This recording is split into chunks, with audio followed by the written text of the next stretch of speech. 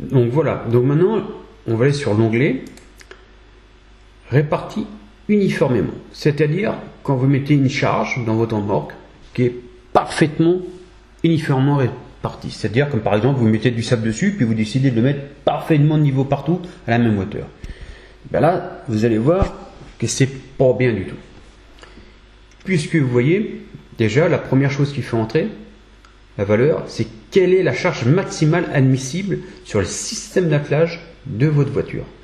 Donc moi la voiture que j'ai, je peux mettre que 75 kg. Donc c'est pour ça que j'ai mis 75 kg. Parce que ça varie, ça change complètement les calculs. Parce que si c'est un véhicule où vous pouvez mettre 150 kg sur le système d'attelage, ben vous mettrez 150 kg.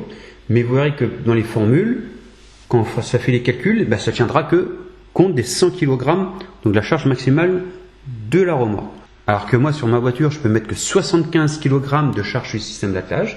Ben pour faire les calculs, c'est que les 75 kg qui sont tenus en compte.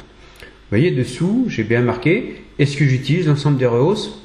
J'ai juste qu'à mettre oui ou non. Puisque c'est pareil, vous avez vu le poids, si je mets oui, ben, ça augmente le poids. Donc vous voyez, déjà les petits calculs qui sont mis, si je mets oui, là vous voyez, ça change déjà les calculs. Donc je remets non. Vous voyez, ça change les calculs.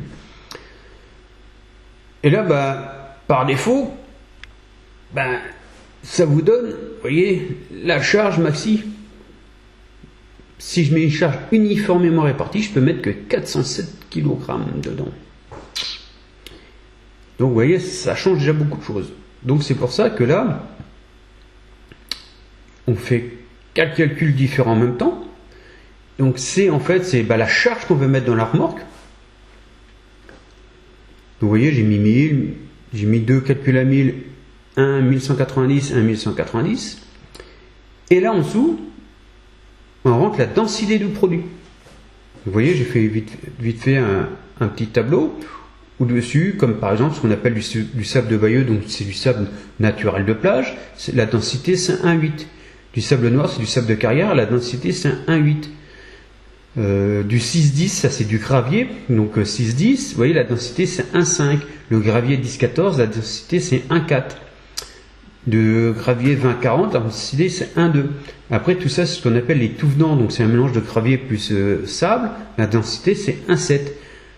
De la terre, la densité ça peut être 1,5. Donc c'est pour ça, suivant le produit qu'on charge, vous réglez la densité et ça vous donnera le calcul du volume qu'il faut mettre et la hauteur que ça fait dans la remorque. Comme ça, quand vous allez charger un produit et que c'est mis un peu au pifomètre, que vous ne savez pas quand vous devez payer, ben déjà rien que sur ce tableau, vous savez si la valeur qui a été mise dedans, ben on vous arnaque ou pas. Et vous voyez, quand je vous dis que la hauteur de la caisse c'est 300 mm, et là on peut mettre 1,14 m3. Et vous voyez, si je remets oui, que j'ai mis mes rehausses, toc, vous voyez, on émet bien 600 mm et qu'on peut mettre 2,29 m3. Donc c'est pour ça, ça tient compte, mais par contre, vous voyez, on peut mettre un peu moins de charge dedans.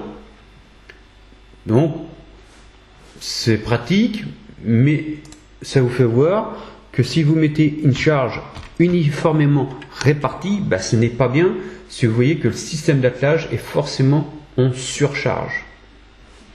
Donc c'est pour ça que quand je mets du sable dans ma remorque, eh ben, j'ai toujours ma pelle et je sais qu'il faut que je mette un peu plus de charge sur l'essieu que sur le système d'attelage.